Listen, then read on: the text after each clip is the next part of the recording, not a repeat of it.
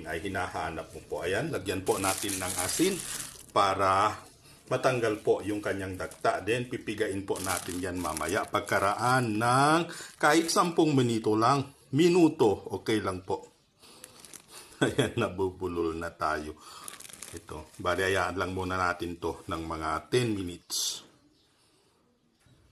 At syempre, after 10 minutes, ito, pigain na po natin itong ating puso ng saging, mga boss. Ayan, tayo ay maglaga ng munggo, mga boss ka-idol. Dito po tayo sa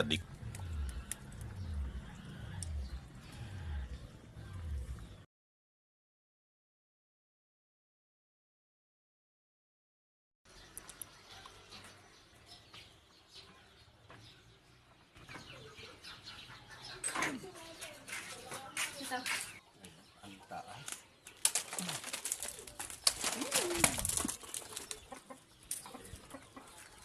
Panglalahok natin sa munggo, mga boss.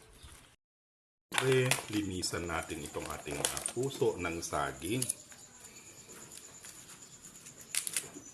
Ganitong mga pagkain ang kadalasan naming kinakain dito sa baryo. Ayan, libre lang, lalo na kung may puno ka ng saging. Pag namunga siya, siyempre meron ka na pong puso ng saging. Bali, puso nga po pala ng latundan ito. Hindi po to mapait. Mapait, kailangan lang tanggalin mo yung dagta niya. Pigain ba para matanggal.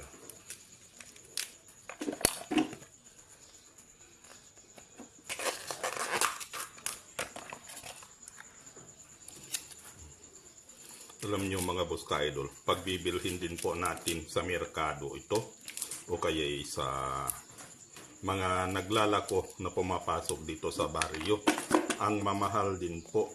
Pero ang po kasi yung mga puso ng saging o suso o futunad po sa amin, mga ibanag ay kadalasan pong nilalako yung yung puso ng saging na saba. Pero dito po sa baryo, pwede po kahit ganitong puso ng latundan ay masarap din po. Kahit yung puso po ng anong tawag doon, yung kosta sa amin o yung saging ng kalabaw. Yun ang pagkaano ng mga ibang mga tribo o ibang mga Pilipino. Pero kailangan mo lang po pigain yun kasi sadyang mapait po.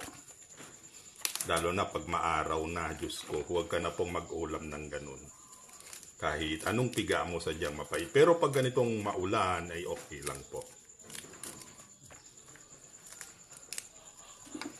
Marami rin pong pwedeng luto na gawin mo dito. Pwede mo rin pong gawing dinakdakan ito. Pwede inabraw, pwede adobo, pwede ukoy. Ang importante din po dito ay nilalahok po ito sa yung masarap na pagkain Pinoy, yung kari-kari. Ito po ang isang ricado, kumbaga, ng kari-kari. Siyempre, ganito na ang gawin natin sa kanya. Ayan. Kung tiga-probinsya ka, alam na alam mo ang ganitong mga pagkain kung paano siya niluluto. O kahit nakatira ka pa sa mga syudad o sa Kamaynilaan, pag galing ka din po sa probinsya ay alam mo kung ano ang mga nakakain sa probinsya na siya naman pong napakasarap. Makatipid ka, libre po. Hindi lang po yun, pag nagka-crave ka talaga o yung nasanay ka sa mga ganitong pagkain ay hinahanap mo po. Ayan, lagyan po natin ng asin para matanggal po yung kanyang dagta. Then, pipigain po natin yan mamaya. Pagkaraan ng kahit 10 minuto, okay lang po. Ayan, nabubulol na tayo. Ito, bali hayaan lang muna natin to ng mga 10 minutes. At syempre, after 10 minutes, ito, pigain na po natin itong ating puso ng saging, mga boss.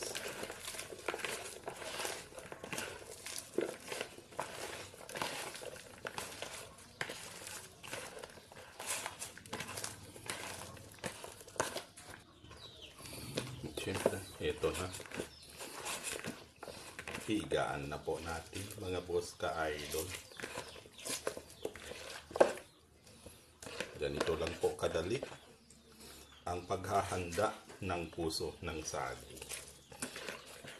Alam ko na magkakaiba po tayo ng pamamaraan, pero ito papakita ko po sa inyo ang aming pamamaraan para hindi po mapait o malabsa ang puso ng saging. Ayan. Ito po ay pwede na po nating ilalahok sa ating munggo na nalaga na. Ayan, tayo ay magbisa na, mga boss ka-idol. Antay lang po natin na mag-brown yan bago natin ilagay yung ating kaunting pork. Ayan. Siyempre, pag ganyan na, ilagay na din po natin itong ating kaunting pork. Ayan.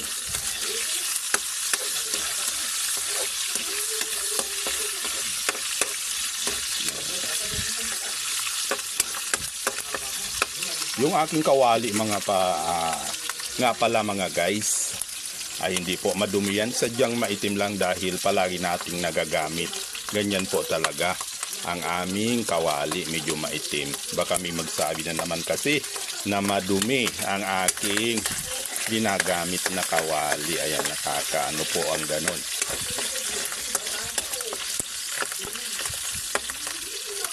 Ayan.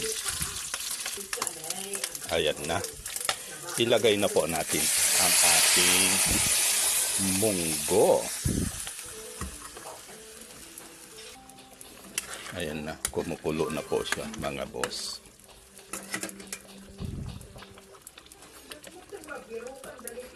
Ayan, maglagay po tayo ng konting asin. Ayan. Maglagay din po tayo ng kaunting paminta kasi malansa itong munggo, charot.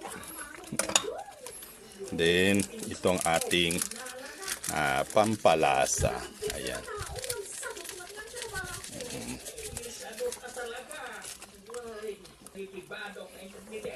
Ayan. Ilagay na din po natin itong ating puso ng saging. Ayan.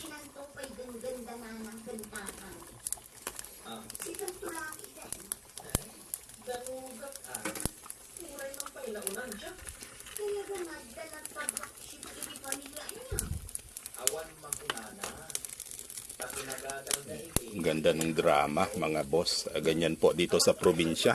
Nakikinig po tayo ng Ilocano drama. Ayan.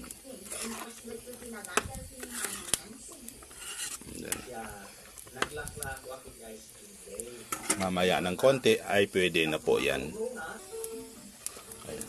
Takpan muna natin para tuluyan po siyang maluto.